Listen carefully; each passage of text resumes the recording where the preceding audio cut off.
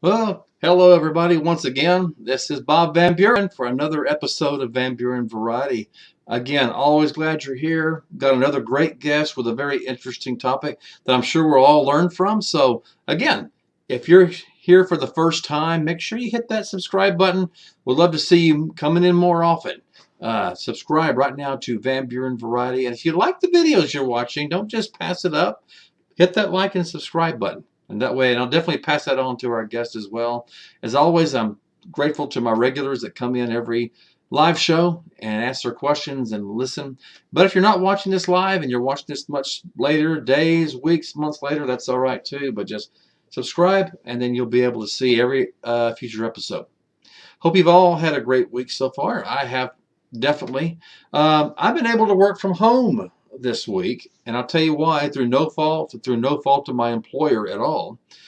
Got a notification late Sunday night that the office building, which several tenants, including ours, is a part of, not only had a water leak, a severe water leak that went through several floors of this building, it has also now caused electrical issues. The power is out. So until further notice, we get to work from home. That's such a shame. And we can't actually drive 10, 20, 30, 40 miles to work. We actually have to stay home. Yeah, you can tell I'm so upset about that, right? So, hey, I'll take what I get. Hey, I feel sorry for the property management company. I'm not gloating about them. They've got a big problem on their hands, but there's nothing wrong with benefiting some people. So I am thoroughly enjoying staying home and working from home. So I hope you're retired or be able to work from home as well. Because once you try it, I'm not going to want to go back. So anyway, that's my week so far. So I hope you've all had a great week like I have. We're going to have to talk about a serious subject though. And the subject for tonight's episode is hoarding. But let me kind of put a little disclaimer in there. There's nothing wrong with collecting things that you really enjoy. Like, for example, I love little handheld games like that I've had since I was a teenager. Won't tell you how long ago that was. I like to collect a lot of CDs of old music. You'll see this is decade hits of the 20s. And that's not the 2020s, folks. We go about 100 years before that. But there's all things you can collect. As long as you don't overdo it. A little piggy bank, doesn't matter. Whatever you want. The problem is when it takes over your life. When you don't have anything, hardly can walk in your house, to be perfectly honest. In fact, I've got some pictures here that we'll show before I bring my guest on. Now, see, even beginning stages like this. Now, see, that doesn't look like so bad. It's just a closet. You can see some plastic containers in there. But if a person isn't careful, it can easily graduate to something like this. And yes, it can graduate to that. We've seen this on that show Hoarders many times. And maybe you've known someone like this. Or it could even look something like that. You can see a couch and you can see a wall unit back there and it's a staircase. But look, you can't even move in that house. So tonight we're going to be talking about hoarding, the dangers of hoarding, and my guest tonight has actually written a book that I'm sure all of you would want to check out about this phenomenal problem that affects a lot of Americans and all around the world. So without further ado, let me bring my guest on for this evening. Hi there. Ladies and gentlemen, I'd like to introduce you to Deborah Greenhut. She's going to be talking about hoarding and her book that she wrote about such things. In fact, we're going to talk about that. It's called The Hoarder's Wife, where she was actually married to a hoarder. So we'll be talking about that tonight. I'm sure you'll want that book as well. So, Deborah, welcome to the Van Buren Variety Show. It's a pleasure to be here. Thank you. So let's just talk about hoarding and the word itself. How would you define the word hoarding? Yeah, I was listening to your introduction, and you were talking about the difference between collecting and hoarding. And there is a kind of spectrum of behavior there. So collecting is fine. There's nothing wrong with that. And people enjoy their collections, enjoy displaying them and talking about them, and they're an interest. And that's one thing. When it starts to move into clutter, though, is when we may get a little bit concerned. So clutter isn't impeding your forward motion in your house, but it may be becoming inconvenient for you. There are actually 5 levels of hoarding, and cluttering is really the first level of that. Okay. Some people never go beyond that. But as clutter starts to take up increasing amounts of real estate where you live inside your house, it becomes a threat to your life eventually if you Mm-hmm. continue to do that. And hoarding is now considered a disorder in the psychological manual. So we didn't know that years ago. People thought it might be a result of having OCD or ADHD or some other kind of mental disorder, but now it's classified as a disorder of its own. And while we think people can stop, they really can't, because it is a kind of a compulsion. Mm-hmm. And like other compulsions, there's probably a basis for it, but it's very difficult to track. Some experts think that it is because of trauma, some terrible event that someone suffered in the past, maybe even the way past when they were children. But we still are not 100% certain about why some people do and some people do not. Because not everyone who experiences a trauma will turn to hoarding as a way to soothe themselves. In your experience, do people recognize that they are hoarding, or do they deny that they're hoarding, or can it be both? Well, they probably wouldn't call it that. I can give an example my husband used to use when I would try to get him to pick up all the papers. He would have tons of bags full of papers. He was a teacher, so student papers, articles he was supposed to read, they were just spilling out of bags all over the floor. And I would say, can't you put these into a drawer or put them into a box so that we can get around the house? And he would say, just because you have filing cabinets doesn't make you any better. You collect things too. You save old papers. He's justifying, sounds like. Yeah. So he probably would never have used the word hoard. And I didn't either. I noticed until one day my son came home from high school and he said something about his father being a hoarder. And I looked at him and I said, well, how do you know what that means? And I mean, obviously he knew the word from other things, Sure. but I said, how do you know? He said, well, in family life class, we learned about this, that some people have that problem. And I was so grateful to the school, but I thought, oh my, the secret's out here. I can't keep denying this if the kids are really quite savvy about what's happening in our house. So, we had that issue of people just not recognizing what they were doing, or person not acknowledging it. Did your husband ever, if I can ask a personal question, did he ever get angry? I mean, did you try on your own to get rid of some things, or did you not want to try to do that without his permission, per se? Well, we got to a place where I couldn't even put, let's say, moldy cheese in the garbage. He would go, if I took it out to the road, he would go out and get it from the trash can and put it back in the refrigerator. Molded cheese? All kinds of food like that. That's just one example. Oh, no. So if I put something out, he would take it back. So there were times I would try to get up early before he did and try to catch the trash collectors before he knew about it. And he was just infuriated that I had done this because I was wasting things. He always looked at it. He would describe it as waste. He had a lot of different defensive language for trying to keep things in the house. But I don't think he really worried about the waste that much, because our house was a waste after a certain number of years of this. But that was one of the ways he justified pulling something back. It was waste, and how could I do that? Yeah, and I've heard on these, the show Hoarders, which I've seen, the person actually says, well, something can be completely dirty. Maybe it's a piece of material. Well, I might need that someday. But then maybe they've had it for 15 years. But they want to hold on because they hate to waste it, because they might need that. So you've heard that excuse before?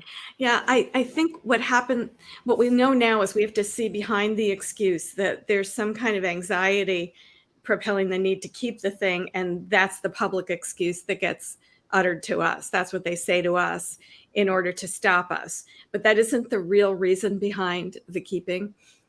Whatever the excuse happens to be. But there are, 5 or 6 of those that people are commonly using to try to keep things in the house. Yeah.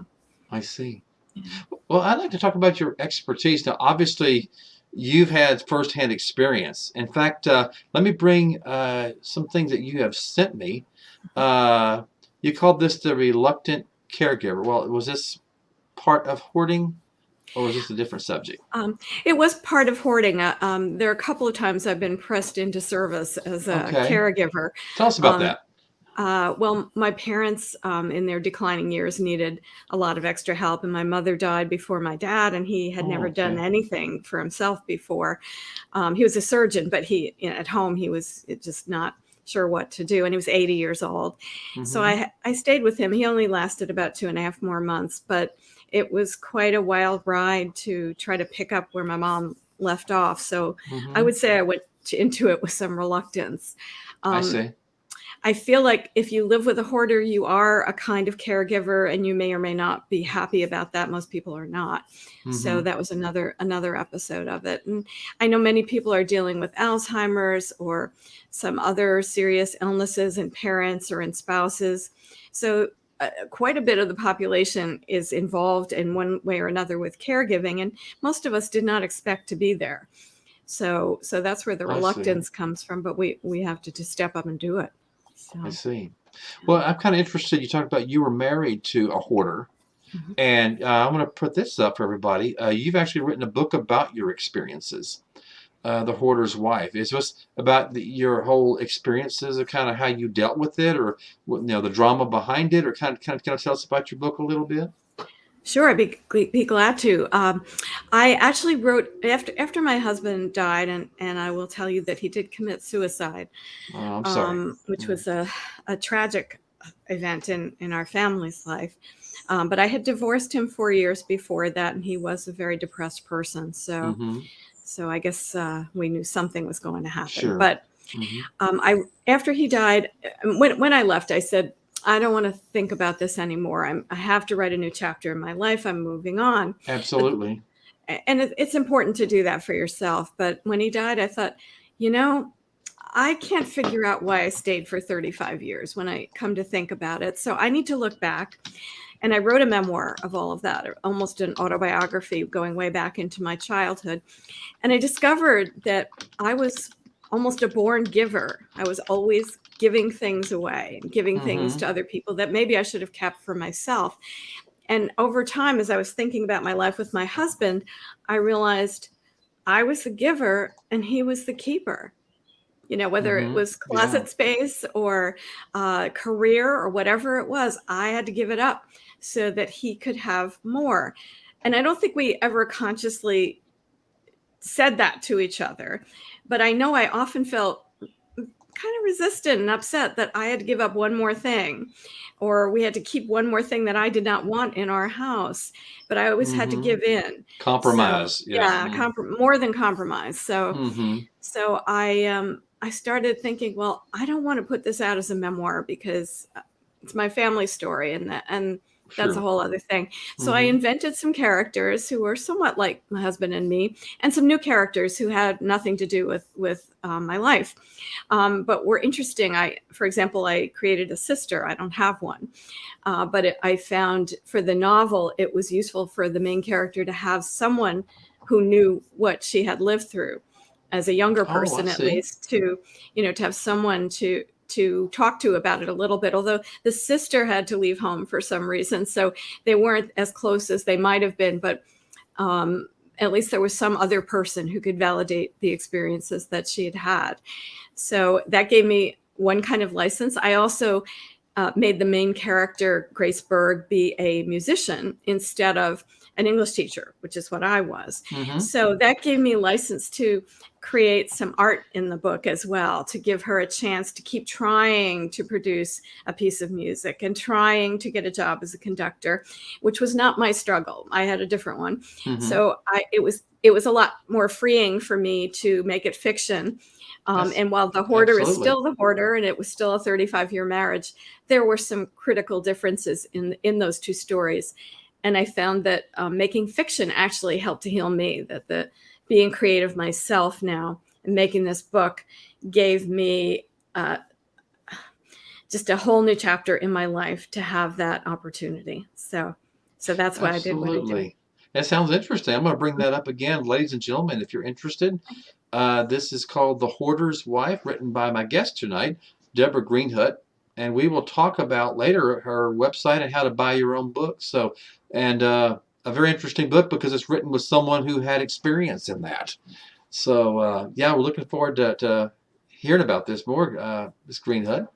Let me ask you some questions now. There's a kind of a two-part question to this. So let me ask you this. You've said this before, so let me ask for my audience benefit. Why do you say the important question is not, do you have what you want, but rather, do you want what you have? What's the difference there? Or kind of explain that for us. Sure. That question has a history for me because my husband actually gave me the corrected question. He was always correcting things. And Mm-hmm. at first I didn't get it. And he would usually say that to me, it's do you want what you have? When I would be saying, oh, I didn't get the cereal I wanted or something like that. He Mm-hmm. said, it's not do you have what you want, but rather do you want what you have? And I would always sort of twitch and not quite get it. But over time, I realized he wanted everything he had, but I did not.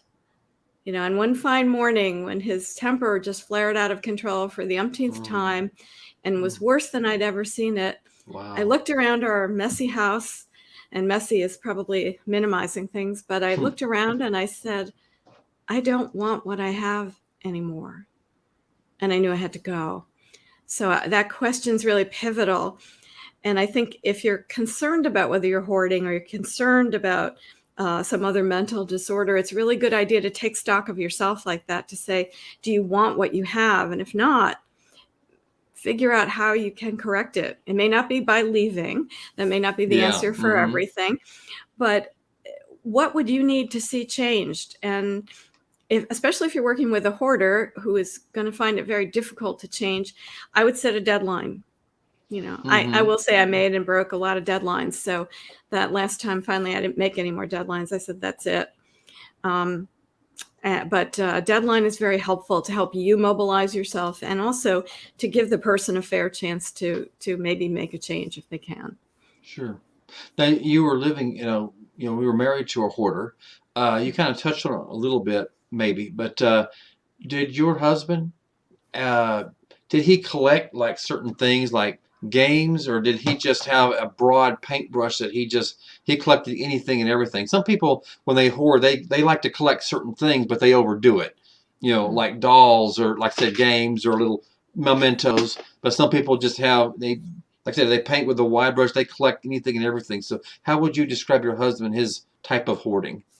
Well, he was kind of an equal opportunity hoarder. Oh, So really? I told you about the cheese in the refrigerator. Mm-hmm. He hoarded food. He hoarded little bottles that came in shampoo sample bottles. He Oh, hoarded wow. shoes. He hoarded all kinds of clothing. I mean, he had a pile of shoes that was about 5 feet tall and 3 or 4 feet wide. Oh, wow. Some were new shoes, some were old worn shoes, but he would buy a new pair. And once he put it in the pile, I don't think he could really see it as a distinct object anymore. So he would say, oh, I need to get more sandals. And he would go out and Mm-hmm. get another pair. And for someone who complains so much about my buying too many things, the evidence was everywhere that he just kept shopping. And we didn't suffer financially for it, but he also hoarded mail. He would forget. He would put it under a tarp somewhere and hide it and think, Oh, I'm going to go back to denial. it. Yeah. Or I'm Mm-hmm. going to go back to it sometime. So Mm-hmm. he didn't cash checks. He didn't make deposits of them. He didn't send out bills for work that he had done. And it put us in a strange position at times. And at first, I really didn't understand the extent of this problem. But once I did, I started to make some deadlines, and unfortunately, he couldn't keep any of them. Mm-hmm. But you could say you tried. In fact, somebody in our live audience chat paid you a compliment, and I'm going to bring it up right here. Talking about you, said Bat Mom says she was married for over 30 years. That's not giving up. Seems like you tried really hard. Thank you, Bat Mom. I did. Oh, I'm sure And it wasn't easy. I think he tried too in his own way, but there were just some things he couldn't possibly do. Mm-hmm. You stuck it out. I mean that's great. So I mean you're a strong person just from that alone. So there's some other question I wanted to ask you. So then I guess my next question would be, why did you stay in a hoarder's household? Well, yeah, one of the reasons I wrote the book was to think about why I stayed. And I would say for a long time while the children were growing up, I Mm-hmm. stayed for them and I didn't really stop to examine it too much. A couple of times I thought I would have to leave, but then I thought, I can't bear the sight of those two little faces at the door. I can't do it. Mm-hmm. So I didn't go. And then as middle age was receding, I thought to Mm-hmm. myself, I don't know financially, can I make it? Because I had given up so much on the career trail that I wasn't sure whether I could get back in at a level that was going to support me anymore. I could do part-time work anywhere, Mm-hmm. but I wasn't sure what was going to happen. And then at a certain point, I just realized I'm making excuses. Somehow I will survive. I have a lot of skills and I will figure it out. Now, when I got the divorce, the judge didn't think so. She said, "Are you aware of what it's like for a 60-year-old woman on the job market?" And I said, "Well, I do have some skills." She just kind of shook her head, Like, but uh-oh. she realized that this was going to have to be. But I think she was just trying to think of, what was the best way for both of us forward, because she realized he was disturbed and sick. So. Mm-hmm. So So I stayed for love in part, I will say, but there's a point of loving someone where it's just not fun anymore. It's not okay. right. So, So what are signs that hoarding is a problem, in your opinion? yeah. Well, I think I'd have to go with the experts on this. When you can't get to the windows in your house to open them, you probably have a problem. Go up the stairs even? Yeah, Yeah. or the stairs, or if the exits are blocked. My husband used to throw junk mail on the floor right next to the door that we usually used. So if you came in, you were in danger of sliding across a laundry Oh, room yeah. into the Mm-hmm. washer Yeah. if you just put your foot down the wrong way. So that was a hazard.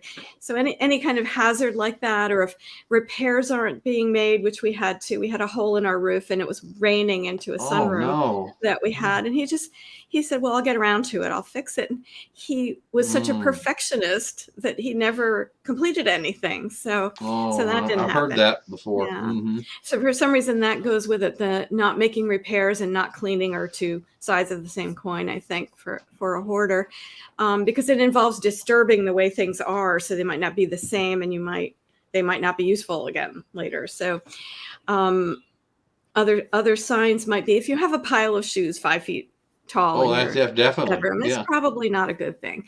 So, Hmm. and I'm not saying that to make fun of it, although Oh, no, you no, have not to at all. laugh a little bit when you see some of the pictures. But Just the facts. the, yeah, the facts are that life has become inconvenient in your own house. I think I that's think a that's the answer to that question. Really, that's that's when it's a hazard. Yeah. that's a great, that's a great explanation, I believe. So we talked about, collecting a little bit. So, when does collecting become hoarding? Like some people like to collect certain things, but does it kind of go with the answer you just gave, where they collect so many like dolls or video games or CDs or DVDs where they can't even walk in their house? Would that be a fair answer to that, or is that something Well, else? that's one kind of answer. I think another is the inconvenience if you live with someone, the inconvenience to your roommate or spouse. I think I saw one episode, I don't know if it was Hoarders or another show, where this spouse, the woman, had collected thousands of little figurines. I think they were Hummels or something like Oh, that, wow. if I Mm. remember. And there Mm-hmm. were collector's cases all over the house. And it looked Mm. like her poor husband had no place to put anything of his own. Oh, no. So I think Oh. that's beyond collecting. That's into hoarding. And yet it wasn't dangerous. It wasn't blocking anyone's doorway. So she might have been justified in thinking, well, I'm just a collector. Um, by the same token, there have been some celebrity hoarders who, of course, had enough wealth, like Elvis, to have Oh, sure. tons of cars. And because he had extra buildings on the property, he could keep those. They weren't in his house, so who were they bothering? And there are other people who I'm not going to mention living people because it's not Oh, fair. sure. Yeah, right. But Elvis, rest his soul, was also a hoarder, and he collected a lot of things, but cars. He did. And A lot I've of been to the cars. car museum in Memphis, and it's quite something to think about one person owning all those cars. And yet there are other people who do. So it's not just Elvis, but but it wasn't bothering Priscilla, I guess, because it wasn't in the house. So, Yeah, she didn't have to look at it. so if you do have your own museum, you were talking to me about someone who seems to collect museums of people's left behind possessions. If it's in your own house and it's bothering someone else, then it's probably hoarding. And I agree with you. Like I said, one of my things I like to collect is old music on CDs. And so I have stuff from the 1920s, 1930s, 1940s, 1950s, 1960s, and so on. But I have a little case up there, but it's out of the way. I don't have every room chock full of CDs everywhere you look. And I'm not stepping on CDs when I come in my front door. So I bet you can find the ones you want too. If yeah, you're looking for one, you can see it. Yeah. With I am OCD. They are all in alphabetical order from A through Z, so I can find it. So I guess that's part of OCD. Now, hate to ask this, does OCD, can that lead to hoarding? I hope not. It could, but not It could. everyone who has OCD is going to become a hoarder. So that's why I say we really don't know what causes it, because it doesn't happen in everyone who has other possible coordinating symptoms and so on. So it doesn't have to happen that way. But, it's something to think about. If you have too many CDs and you're starting to slip on them, it might be time to examine that thought. Exactly. In fact, we have in our live audience, we have a comment from someone who has a personal experience. North Alabama Cryptid has written, one of my friend's mom had her home so packed you had to walk sideways from room to room. Have you heard of that too, Deborah? Absolutely. In fact, there was a famous case in New York, the Collier Brothers, who had a mansion in Harlem, and they ended up both dying in the house because the passageways were so narrow, and one brother needed some food and the other one was going to go out and get it. He would go out periodically because his brother was disabled, but he fell and I guess had a heart attack. Oh no. And got wedged into some of the stuff. Ooh. And they found the fire department had to be called because the smell was so bad. So they got the trucks in and they found the brother first, and he had died. And then they found the other brother who was on his way out to go get food or something. So I don't know exactly how they determined what they were intending, but it does happen. Sure, that people can't get out of their houses. I can tell you one other story, an experience. Please, yes. I had. I didn't have the experience only because I never met my aunt, but my uncle was actually on one of the invading forces in Germany during World War II. Oh, wow. A hero. Yeah. He went to help liberate one of the concentration camps. And when he was there, he met this woman who was on the ground and just trying to offer him a cup of water. And she was a prisoner there. And he fell in love with her. And he brought her back to the United States. He was sure he could heal her and make her feel like a human being again. Sure. But unfortunately, she had developed such a fierce hoarding disorder from never having any food, never having nothing. Exactly. And maybe fearing for her life all the time, that she started to seal up the house. She saved old papers and she would stick them in anything she thought was an opening or a draft. Oh, wow. And at the end of her life, he was afraid to leave the house because he was afraid she would seal the door shut while he was out and he wouldn't be able to get in. Oh, no. So, to me, this was always a terrifying story. And this is what my image of a hoarding person was going to be. So when it was happening to me, I just didn't connect with that.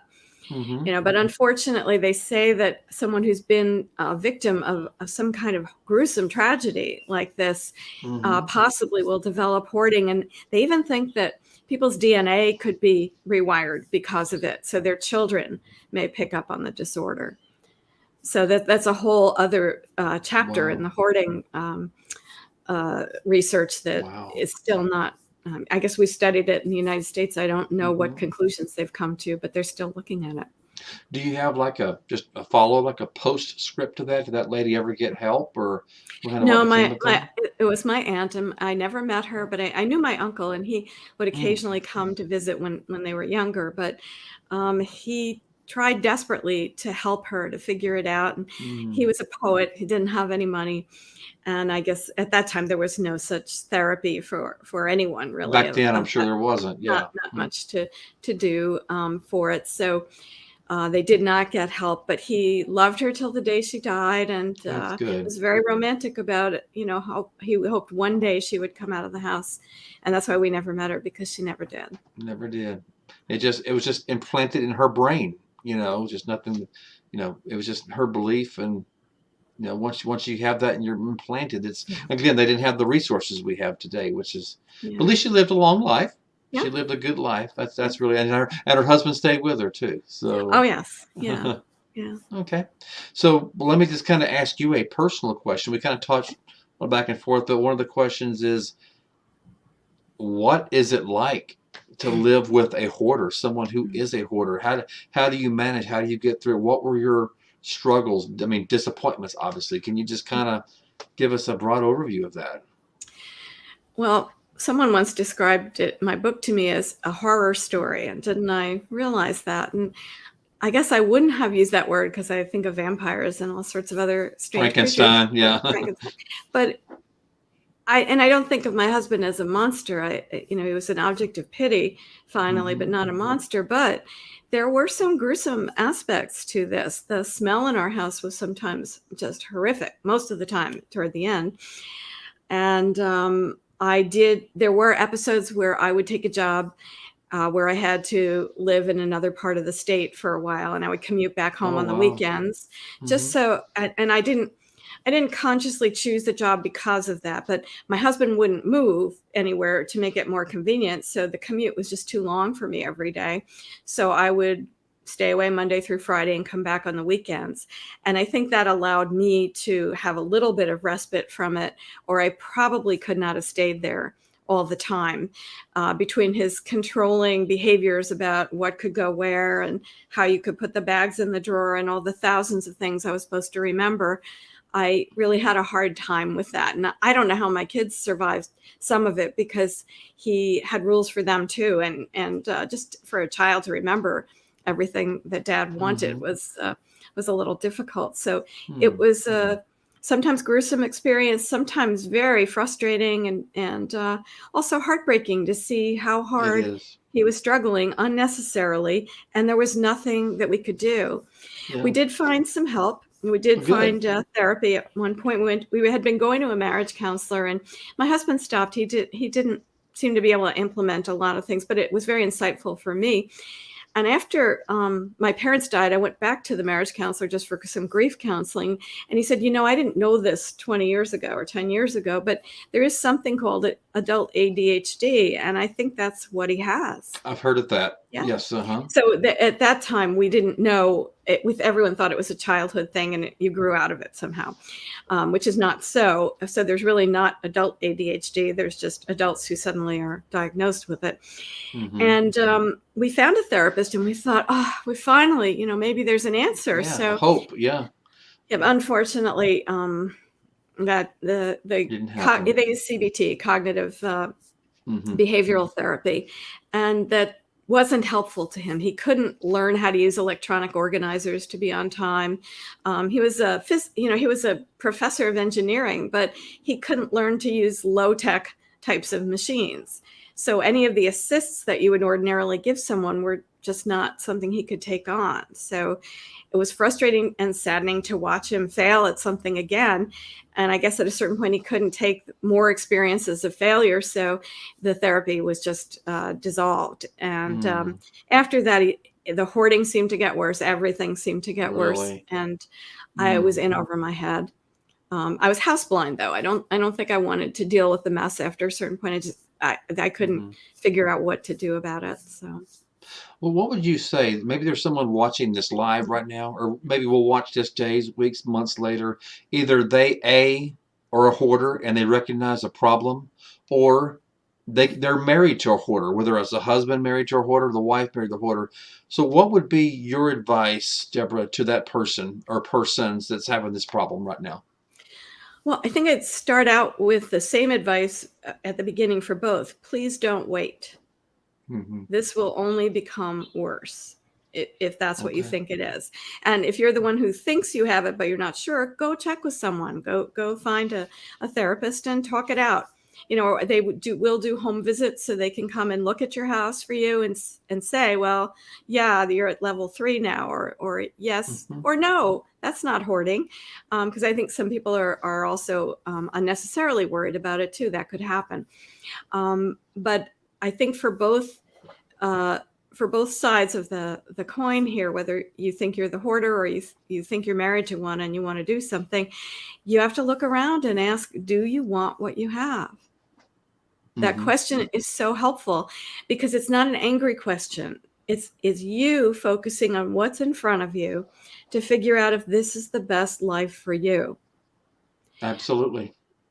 And I know I had a hard time answering that question for most of those 35 years, but the one morning when I could say, no, this is not what I want, then the path forward was clear for me. And that's what I wanted, was some clarity. I wanted to Sure. know what to do. And until that moment, I didn't. Well, let me ask you this. Now, your husband has since passed away, and you were divorced before that. If I can ask you a personal question, have you found closure now to deal with that? I Or think is it still hard? the book helped me to get way closer to that. I think I still have a few things I want to think through that I would never have put in the book. But writing the book, making art of it, and finding an ending that allowed me and the character to Hmm. say, this is what it was, but this is how it's going to be from now on. I see. That gave me a place of closure that is helping me to start over after That's good. after these years. New Yeah. beginning, you Yeah. know? Yeah. I got a question here. Now, it kind of goes back to what we were talking about earlier. I'll bring this question up. It's about your aunt again. Mm. And I'll bring the question up. Bat Mom is asking regarding your aunt. It was trauma. Did the woman feel that she was happy, or was she always in terror, in your opinion? Well, I never spoke with her because she wouldn't Okay. come to the phone, so I Oh, can't that's say true. for sure. But my uncle was a very sweet poet who believed in the wholeness and wonder of the world. That's And I good. don't think he would ever say a bad word about anyone. And he was full of hope that one day that she would. But my senses tell me that probably he could never get her to say that, or Mm, he never heard that from her. But because they had each other, that was enough for him. So he was happy to be able to try. So I don't know that she was or not. I don't think so, given hmm given the she had the fear that the gas was going to come and get her. That's why she was sealing up Oh, the there it house. is. Okay. It was So in her brain yeah, of that. Oh, wow. she Okay. lived with it for years in the camp. Obviously, yeah. So I think she had continued to have the terror that this would happen, and so she could. I don't know if happy. Some Holocaust survivors I know have determined themselves to be happy, willed themselves Hmm. to be happy, and they are. They've found a better life now, or since they were able to escape. But I'm not sure that my aunt ever did. I'm sorry. Okay. No. Well, we'd actually have a success story from an audience member watching this live. So I'll just read this for you. Um, Sandra Piper says, I counted the trophies I had won over the years. There were 150. They were good for collecting dust and taking up space. I got rid of every one. What do you think about that? I think that's great. I know there's is it Marie Kondo who says, if you're not sure whether you want to keep something, hold it up in your hand and say, does this give me joy? Hmm. And if the answer is no, you should throw it away. That's her answer, which Yeah, is a little too easy for some people. But I think that's what you did. You said, this is really not helping me anymore or giving me the pleasure I want it to. And you were able to throw them away. So Sandra, was it? I think that's great. that's Good for great. you. So it just comes a time, I guess you just finally get fed up, I guess is a good word, huh? Yeah. I could confess too that when my parents died, I had a hard time giving things away. I was very sentimental about it. And most of what I ended up saving were pictures, though, photographs Obviously. that you Uh-huh. can't replace any other way. And they still mean something to me. So I do have those. You actually have a website, And I'm actually going to bring that up for everybody. So, ladies and gentlemen, it's https deborahgreenhut.com. So, Deborah, tell the audience kind of if they go to your website, what would they see? Okay, well, you see some pictures of me, but you'll also see links to other interviews that I've done, some postings I've done in print or on other people's websites, blog entries Oh, that I've done really? as a That's guest good. blogger. There's one called Monkey Bicycle, which I had fun doing. They said, fill in the blanks. If my book were a blank, and then I had to say what it would be. So that was a fun piece of writing to do just off the top of my You head. said monkey bicycle? Is that It's what you called said? That's monkeybicycle.com. interesting. Yeah, it's a great site for writers. So Okay. you'll get people kind of impromptu talking about their books by answering that question. So that's a lot of fun. They also do Interesting. some other interviews. There's another interview on Hypertext Magazine where I have a publicist named Ben Tanzer. I'll just give him a plug. He's terrific. And he had interviewed me for Hypertext Magazine about the book. And he's Oh, actually the one wow. who said to me, it really is a kind of a horror story. And I wrestled with that question for days. And finally, I typed out my answer and I said, you really made me think about something here. And you're right. So that's another fun piece. And we'll see. I'm going to try to branch out with it a little bit and write a little bit more about what I'm doing and thinking. But I've been pretty busy since the book came out, Oh, I trying bet you to do as have. much PR as I can. So I haven't had as much time to write, which is a little frustrating sometimes. Now, if they go to this website, Mhm.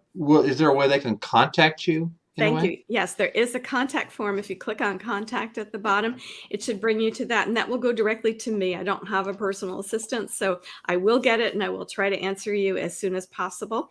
And I'm not putting an email up because I think the contact form Oh, serves sure. the same purpose. But if you have a question, I will answer you. So make sure that I have your email and I will do that. Okay. And in fact, you talked at your website. There's some more things that we can kind of show our audience what they'll Mhm. see, what kind of your stuff that you've been involved in and done. So, is this some of your book that you were talking about here? These are not my books at all, but Oh, they're I not. wanted to talk about Please go caregiver ahead. culture there, so that's why I sent you that. Um, you can see all the titles have something to do with being stretched beyond your capacity, I see being that. overwhelmed, stretched, and not having any breathing room. So these books deal with all types of caregiving, and that's really related to my subject because hoarding often doesn't come along by itself. There's some other disorder.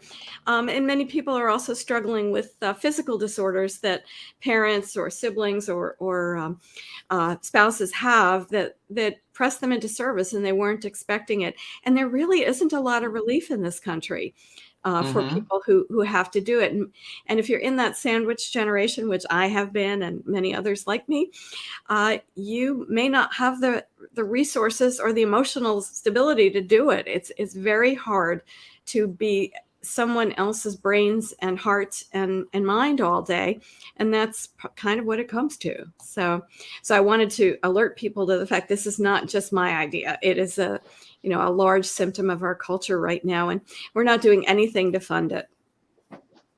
Wow. Yeah, I agree with that because as people age, it takes a toll on the family for Yes. sure. It So, does, and even if there are siblings, some are not either equipped or willing or able to help out, so one person often gets, most of the load. hmm But I think you were asking me about my other books, and I did do a small picture book series of travel books for children, so that's also on Amazon, only through Kindle, so those are available too. Well, you just brought me my next question. Actually, let me bring this book up, The Hoarder's Wife. So let's say someone watching this right now, Deborah, either now or later on when they watch it, and they want to buy this book. Where would you suggest they go? Can they get it from your website or somewhere else? Okay, I'd be thrilled. And the best way to do it, you can go to actually any bookstore that orders online. So if you know an indie bookstore that you prefer to order from, that's Okay. great. Or you can go directly to Amazon or Barnes and Noble. And there, in both of those places, you can find two versions of the book: the print version, paperback, or an online e-reader. So if you Oh, have wow. Kindle or Nook, you can read it that way too. But my publisher will order it for you from, I guess, a place called Bookshelf. So you can either Okay. go to Woodhall or go to Bookshelf. I think it's .org in that case, bookshelf.org. And that supports local and smaller bookstores. So if you're in a community that has one, please keep it going. And those are the easiest ways to get it. Yeah, so obviously, I mean, that's like a great book. And plus, I like it because it's not, and I'm not taking it away from people that write fiction stories, that make up their stories, but this one intrigues me. And I think it intrigues a lot of people because even though it's kind of fiction, but it's based on real life. Is that a way to say it? That's a good way to say it. Yeah. Hmm. Yeah. Yeah, everything in there is true. It's just not exactly the way it happened. Okay. Yeah. There's a person in our live chat. Maybe you can tell him whether or not you think he's a hoarder or not. So let's see what you think about this. Thinking cap. Okay. Yeah. So Gary Spike says, guess you could call me a hoarder. I keep all kinds of metal that I think I might use later, but it's piled down in the pasture, not in my house. So it's not in his house. So what's your personal opinion about that? All right. Well, let me ask you a question. Do you have horses or cows, Gary? Yeah, Gary, do you have horses or cows? Why is that relevant here? I'll tell you in a minute. I want to hear what he says. Okay, we'll wait. Other We'll animals. wait for his answer. Okay. Yeah. Any animals in the pasture that need the pasture? Okay, Gary, she's got a question for you. We'll wait for your answer. We'll display that going along. So, well, he says he lives on a farm. Okay, so there might be some animals. All right. So my question to you is going to be: is it getting in their way, that metal? Oh, okay. Oh, that's a good question, Gary. If it's not, then I don't know if I'd call you a hoarder. You might be very practical. No animals at this time. Oh, okay. Well, I'm not sure then why you're really keeping the metals, the pieces of metal, but you may not find it easy to make a decision about throwing them out. Some people make the excuse, well, it might be useful, because they don't want to stop and decide. And one thing you should know about hoarding and ADHD is that there is a frontal lobe problem that interferes with decision making. And that is sometimes behind the impulse to keep things because it's just too hard and too exhausting to decide whether to throw them away. So I don't know if you have the problem or not, or how big this storehouse of metal happens to be. But if you're concerned about it, it might be something to look into. Or if anyone's ever told you had ADHD, that may be more of the explanation than just a question of hoarding.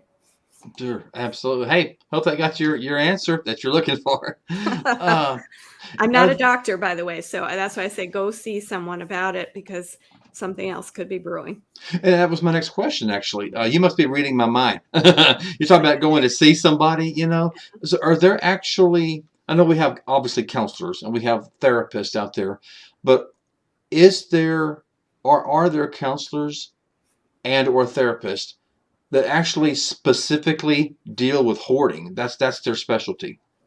There are some centers that deal with OCD. That's where a lot of the information is collected on the International OCD Foundation website. It's iocdf.org. Okay. And the reason for that is that it was originally thought that those two things were related, that hoarding was a consequence of OCD. So you'll find a lot of information there. And typically people, therapists who work on that particular problem can be specialists and can help with hoarding. And their methods may, though, be only cognitive behavioral therapy. They're finding now that may not be enough for some people to just learn new behaviors to replace the keeping of things. So you may want to look in the phone book for someone who specializes in hoarding. And I don't mean the cleanup people, I mean a therapist who does work with it. But it's a relatively new idea. I think just in the last couple of years was it classified as a disorder of its own. So it is, yes. Yeah, so the therapists will be coming, but some people still are taking, let's say, call it an old school approach, that it is something that can be managed by changing your behavior. And a lot of people don't think so now, that's not the whole answer to making it work, because of that connection to trauma. So yeah, that's right. It always goes back to trauma, it seems like. So you need to find someone who's able to accommodate all of that, depending on how serious the problem is. If you're in level 5 where you can't get out of your house, very serious. So probably there will be medications involved, psychiatrists involved, and Like where your there- house looks like this, basically, yeah, or or even that. worse. Yeah, Yeah. yeah. Okay. Yeah, so in that case, I would say you want to find someone who has had some experience in it, because a lot of people are misguided about it. There are some treatments out there that probably won't work. Okay. Well, kind of talk about your book now. How did you get published? Did you self-publish? Did you go through a publisher, or what? Some people might be interested in kind of how you got started. Well, I actually, for this one, I went to a writer's workshop in Vermont called When Words Count, Okay. and they were offering a pitch fest where you work to get a pitch together for your book. And my book Oh, wasn't wow. written when I was doing this yet, so it was interesting to forecast a book I hadn't quite written yet. And I thought it was going to be a memoir then, so it's a whole different thing. But it was a competition. I met some wonderful, great writers I worked with for over several weeks. And at the end of that pitch fest, they chose one winner who would get a free ride contract. Okay, so my book was partially subsidized by me, but partially subsidized by the publisher. So it's kind of a 50-50 deal, which was greater than having to do it all myself, I will say. And Woodhall is a terrific independent publisher and has been very supportive and helpful, found me a really good editor to work with when I was converting the memoir into the novel. That helps. Yes, it does. So, well, those pitch fests are not free. I learned so much about how to work in today's publishing industry. I had worked for Literary Quarterly a long time ago when I was in grad school, but that was before computer entered the picture at all. So, yes, that changed everything. Typesetting was a whole different thing. So I had a lot to learn, though, about how things are distributed now and ways in which you sell books to readers. I mean, TikTok is quite a stretch for me, but I'm trying to do it. So all of these things, though, became known to me partly through that pitch fest, or I at least was exposed to people who could teach me all of this. So I recommend it. If you can do it, it's not, some places may have scholarships, which is really helpful. But well, I would say the thing that gave me confidence to go forward finally and take the offer that was presented was that we had a competition where all the authors would read a little bit of their book, and the people who had been invited to lunch were allowed to vote for the 2 books they would buy. And mine came out on top that day. My short, congratulations. Which was just, I'm not a bragger, but for me, that experience of knowing someone out there was really listening made all the difference. And I might not have finished, partly if it hadn't been for COVID, but also if I hadn't had that validation at the outset of doing the rewrite, I don't know if I would have been able to finish. And it was just great. That's awesome. I love success stories like that. How long did it take you to write the book overall? I mean, from beginning to end. Okay, well, I'm a writer, so I'm always taking notes, and I had forgive the hoarding part, but I had boxes of finally computer files full of knowledge. Oh, sure. Yeah, that helped. It does help tremendously. I feel so much better. But I had a lot of those notes, and it took me about 2 years to sift through all the journals and all the notes, and I was writing all the time and revising. And so it took me 2 years to write the memoir, and then about another year to pull out of it what I needed in order to write the novel. Well, it was about 3 years. Yeah. Did that, I mean, can I ask you a personal question about that? Did it really, I mean, even though this is kind of a fictional characters, did it bother you? I mean, because you're kind of, and if I can use the word, reliving the nightmare, did that kind of bring back some really painful memories as you're writing the book? Or were you able to kind of focus, say, this is fictional, it's not about me, really? No, there were some long nights of crying, I will say, where I had to live it over in order and feel it, through my whole body again, what that felt like. But in the end, it was pretty cathartic. It gave me the release that I needed, because I could also see, well, I stayed because of these reasons, because I was just impelled to give. If I had a disorder, it was that I just kept giving, even when it was really hurting to do that. And I hadn't known that thoroughly about myself. So while it was painful to relive it, I also thought I understand better. I have a better That's answer awesome. now. So, yeah. So I guess you could easily say, I mean, you've heard this yes before. It's not really a cliche, but in your case, you're not a victim. You're a survivor, is how I would look at that. Yes. And thank you for recognizing that. Thank you. So let me put your website up again, ladies and gentlemen. Please go to this website now as soon as possible, DeborahGreenhut.com. You will see a lot of great information. And most importantly, though, look at her book. It's called The Hoarder's Wife, a novel written by Deborah Greenhut. And even though the characters in it are fictional, it is true to life based on her own experiences. So go to her website, buy the book, or look where any books are sold, and I don't think that you will be very disappointed. In fact, I know you won't, because it's written from someone who's been there, been there, done that. So yeah, and we appreciate that. You never know. I've always had the saying, you never know when you plant the seed. You may not see it grow, but you may touch a life, and this book will probably touch lives, I would say. I hope so. I wrote it for people who live in these families who aren't sure there's a way out. And I want you to know there's a way forward. And if you need to take it, you should. Absolutely.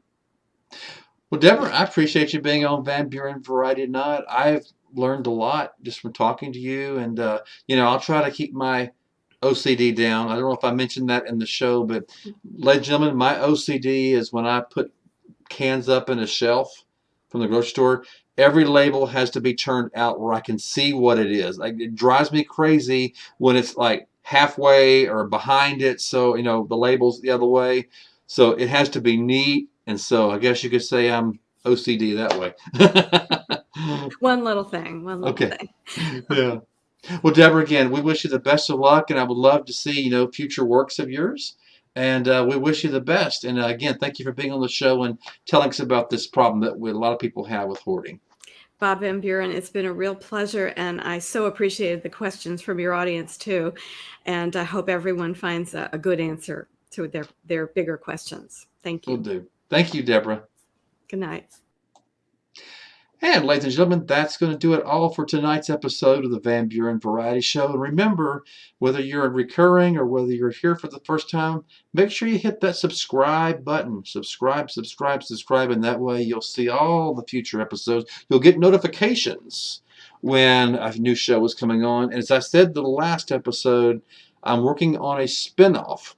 No, the Van Buren Variety is not coming to a close, but there will be, I guess you could say, a sister program to this show that I'm working on right now, kind of a roundtable discussion, but that's in the works. So subscribe and you'll get notifications on that as well. And if you like tonight's episode, make sure you hit that like button. And as always, you can like, comment, and I'll make sure that our guest tonight gets that question as soon as possible. So for tonight, that's all for me, Bob Van Buren. I'm here once a week to talk about variety. It could be a profession, a hobby, entertainment, a how-to segment. Y'all get it right here on the Van Buren Variety Show. So for that, till then, good night, everybody.